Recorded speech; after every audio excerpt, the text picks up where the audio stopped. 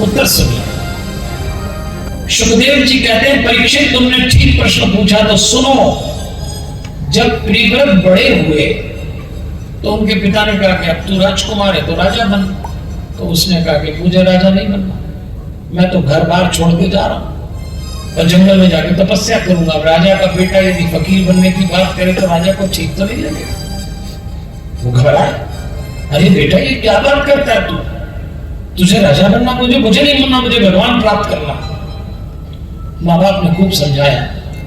और जब माता पिता से बच्चे नहीं समझते तो कभी कभी सीनियर पेरेंट्स को लाना पड़ता है बीच में, जिनको दादा दादी नाना नानी कहते हैं। होता है कभी कभी माँ बाप की बात नहीं समझे तो दादा दादी की समझते हैं, नाना नानी की समझते हैं। तो उनको लगा कि प्रियव्रत हमारी बात नहीं समझ रहा, तो जिसके दादाजी को बुला।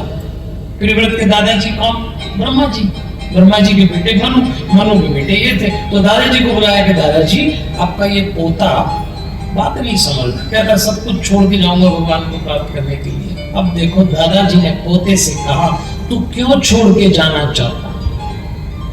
बोले मुझे गृहस्थी जंजाल लगती, गृहस्थी में रहूंगा तो भगवान नहीं मिलेंगे। हम सबका भी यही ख्याल है। अब उत्तर सुनिए, ब्रह्मा जी ने कहा, तो सुन।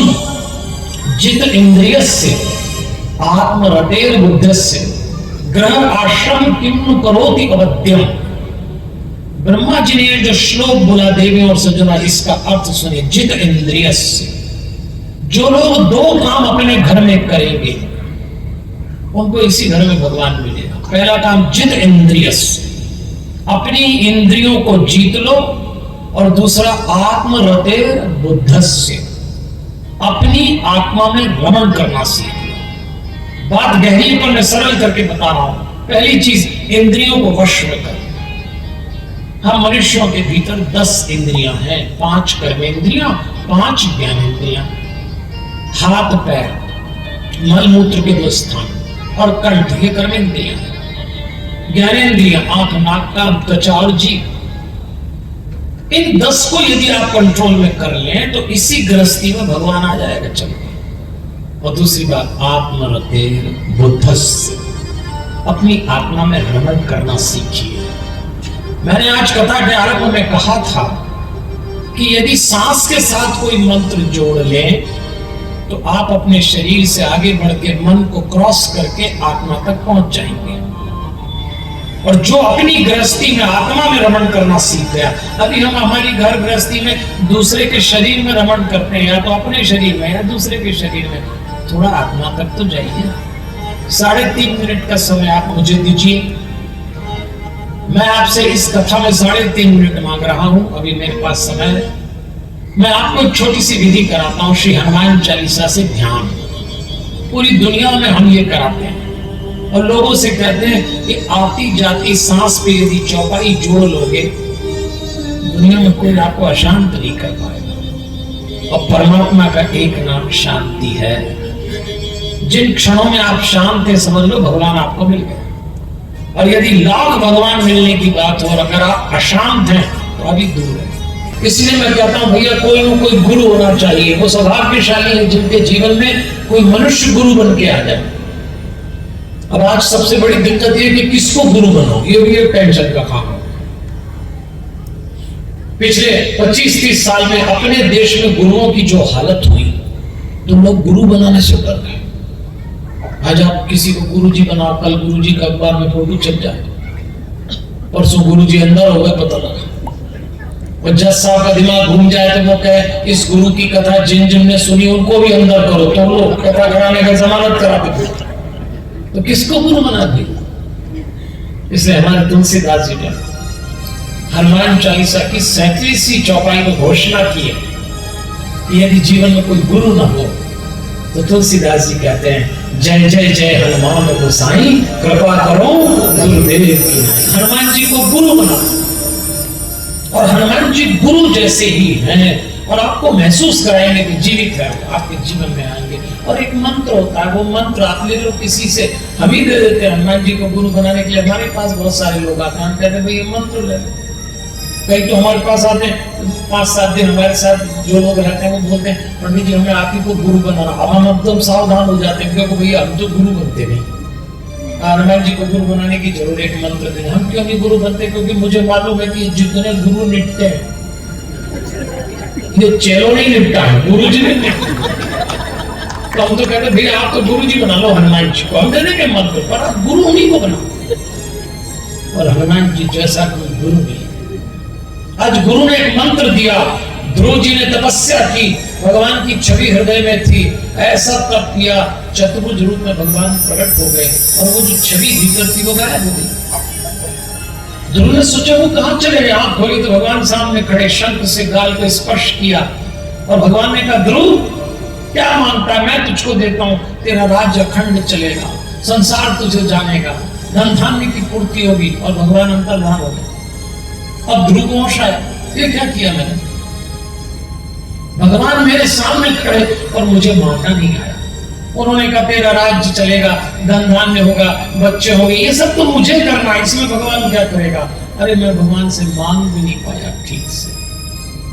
वो तो ध्रुव थे सीधे साधे, तो भगवान प्रकट हुए तो कुछ समझ नहीं आया, तो मांग नहीं पाया। कोई आज का बच्चा होता ना तो भगवान को ऐसा खाली करता है कि दोबारा आते ही नहीं धरते। और ध्रुव सीधा साधा समझ नहीं आया क्या मांगू। जब भगवान चले गए तो ध्रुव ने कहा ये मुझसे बहुत बड़ी भूल हो गई, भगवान सामने मैं संसार की बात क्या मांगू। और ध्रुव ने एक सूत्र दिया हमको कि जीवन में कभी भगवान सामने आ जाए और कहे मांग लो, तो भगवान से कहना तुझसे तुझी को मांगते हैं, इससे कम का सौदा नहीं करेंगे, देना हो तो खुद को दो, ये जमीन जायदाद तो हम पैदा कर देंगे, ये बच्चे हम बना लेंगे, आप अगर खुद को देते हो तो करो सौदा। और भगवान खुद को देता है। मनुष्य कृपा को दिया, दशरथ कौशल्या बन के आए, वसुदेव देवकी के यहाँ आए, मांगने की ताकत हो तो ईश्वर बंध जाता है। आप विचार करिए, ध्रुव जब लौटे तो उनकी जय जयकार हुई, लोगों ने कहा ध्रुव को परमात्मा मिल गए। जिस ध्रुव को पिता की गोद में बैठना नहीं मिल रहा था, उस ध्रुव को सारे जमाने ने कंधे को उठा लिया, जय हो जय हो। एक भगवान क्या मिल जाता है, सारी दुनिया आसपास नाचती है, और सारी दुनिया नाचे और भगवान न हो तो भी देखा। ईश्वर आना चाहिए जीवन में, ऐसे ध्रुव का वंश आगे चलता है। एक बात और सुनने देवियों और सज्जनों, उत्तानपाद कौन है? हम ही उत्तानपाद। उसकी दो रानियां, सुरुचि सुनीति। हमारी दो वृत्तियां होती हैं, बच्चों का लालन पालन सुनीति के बेटे जैसा करना, सुरुचि के बेटे जैसा। बच्चे अगर नीति से पाले जाएंगे तो ध्रुव बन जाएंगे, बच्चे अगर रुचि से पाले जाएंगे तो उत्तम की तरफ बर्बाद हो जाएंगे। इसलिए बच्चों को नीति से पालो, उनका विवेक जगाइए, क्योंकि उनका रुचि होती है, तो रुचि देख के बच्चे मत पालना। ये कथा आपको ये भी इशारा कर रही है। उसी वंश में उत्कल, वत्सल, वैन, एक पृथु नाम का राजा हुआ, जिन्होंने पृथ्वी को तराशा था। ये पृथ्वी पहले ऐसी नहीं थी, पृथु ने तराशा, कहाँ जल होगा, कहाँ पहाड़ होंगे, कहाँ रेगिस्तान होगा। धीरे धीरे कथा आगे चलती है। और देवियों और सज्जनों, जीवन को तराशना पड़ता है। जीवन सबका एक जैसा होता है। जब आप पैदा होते हैं तो सारे बच्चे एक जैसे ही होते हैं। फिर पहले माँ तराशती, फिर पिता तराशते हैं, फिर भाई बहन तराशते हैं, फिर मित्र तराशते हैं, फिर गुरुजन तराशते हैं, फिर एक दिन आप खुद को तराशते हैं। तराशना पड़ता। आप में से यदि किसी ने किसी मूर्तिकार को पत्थर से मूर्ति बनाते देखा हो, ध्यान देना, जिस पत्थर को हम पत्थर देख रहे हैं, मूर्तिकार छानी हथौड़ी लेता है, उसमें से मूर्ति निकाल देता है। कैसे मूर्ति बनाता है आप जानते हैं? मूर्तिकार को जब आंख बनाना होता है तो वो आंख नहीं बनाता, उस पत्थर में आंख के आसपास का फालतू पत्थर हटाता है, आंख निकल जाता है। उसको होठ बनाना हो तो वो होठ नहीं बनाता, वो होठ को देख लेता है और उस होठ के आसपास के पत्थर को छानी हथौड़ी से हटाता है तो होठ निकल आते हैं। बस इसी का नाम जीवन है। जो कुछ निरर्थक है वो हटा दो तो जो सार्थक है वो अपने आप निकल के आएगा। जीवन की तस्वीर इसी को कहते हैं। इसको कहते हैं तराशा जाए। आप सत्संग में आते हैं, दो बात हमारी सुनते हैं और हम भी कोई अपनी तो सुनाते नहीं, जो ग्रंथ में लिखा वो आपको परोस देते हैं, फिर आप इसको ले जाके छेनी हथौड़ी से जीवन तराशने। बहुत सारे लोग हैं जो सत्संग का प्रवचन का चिंतन करते हैं, अपने आप को तराशना पड़ता है देवी और सज्जनों, जीवन सबको एक मिलता है। और यहाँ आके ग्रंथकारों ने चौथे स्कंद का समापन कर दिया। भाव श्रद्धा से बोलिए श्री बाल कृष्ण भगवान।